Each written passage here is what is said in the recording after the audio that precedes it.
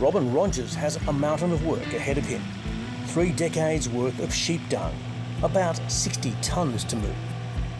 And that builds up over a period of many years.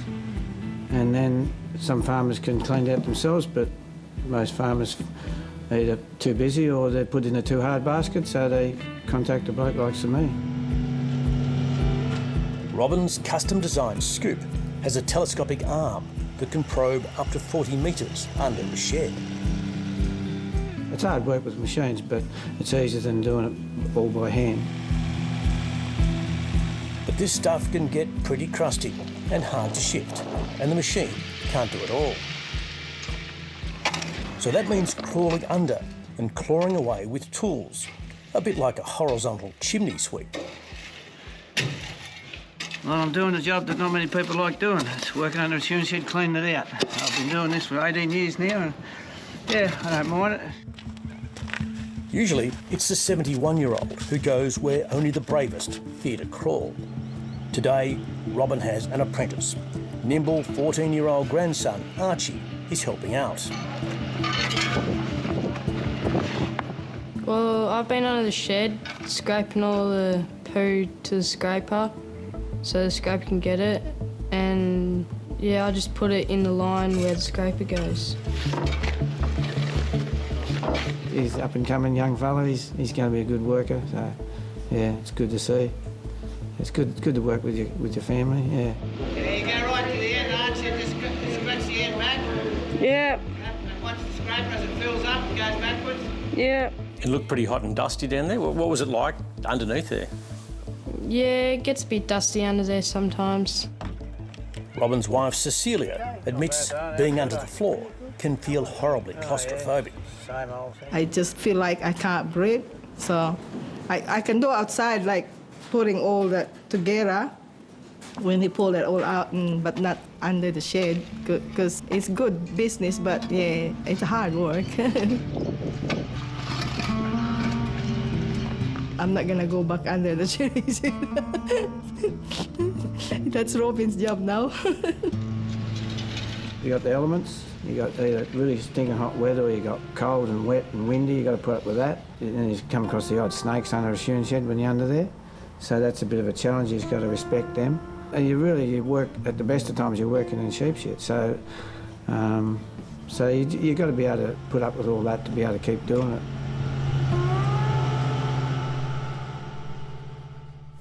Well, I can tell you, I know exactly what Robin's talking about from first-hand experience. When I was about Archie's age, I was cleaning out the family wool shed, and it was very low, and I was down there on my hands and knees. When I stopped for lunch, I sat on the step, and a giant black snake slithered out exactly from where I'd been working. It's fair to say that was more than a little unnerving, but for the record, I did complete the job. Robin is one of only a handful who do this job, so he's in demand. Under shearing sheds in South Australia, across half of Victoria, and occasionally into southern New South Wales. It's something of a family affair. I got good backup support. My wife supports me really good, and one of my sons did it for a little while, and now he doesn't do that anymore, but my stepdaughter and her partner absolutely love it, so they took over my son's equipment, and they're looking after New South Wales. The dung collects under the shed at shearing and crutching time, falling through gratings so that it doesn't soil the wool. Of course, the bigger the wool shed, the bigger the pellet pile. When they're full, it's like driving into a wall of sheep manure. Yeah. And how many tonnes would you shift in a day at full tilt? When I get set up, I could drag out 20 tonne a day, no problem. Yeah. There's nothing for me to drag out 100 tonne in some sheds. Big pile there. The job takes him away from his home at Quanton in northwest Victoria for weeks at a time. Usually when word gets around that he's in a district, the job offers pour in. I don't mind it because I like the outdoor, getting around different places, and I treat it like a working holiday. So.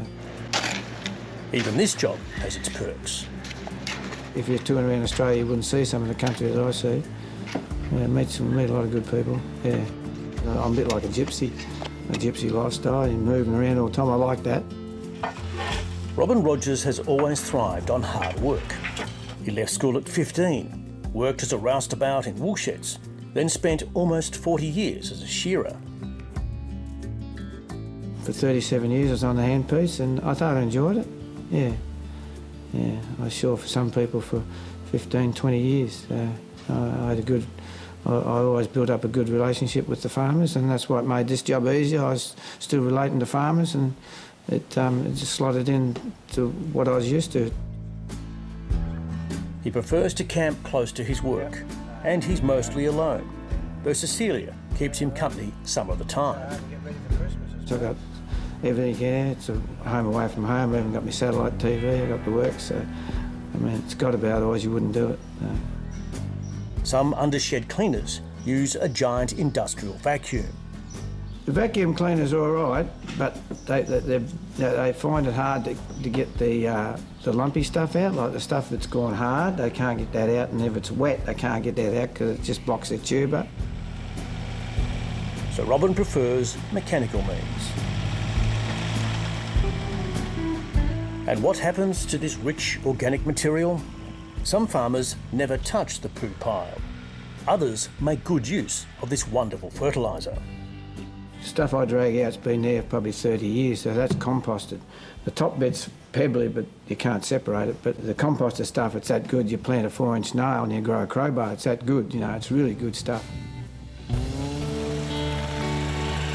Undershed cleaner is an unusual trade and an essential one for the sheep industry. You wouldn't say it's a glamorous job, would you? No, you've got to be prepared to work, yeah. If it was an easy and a glamorous job, well, there'd be a lot of people doing it.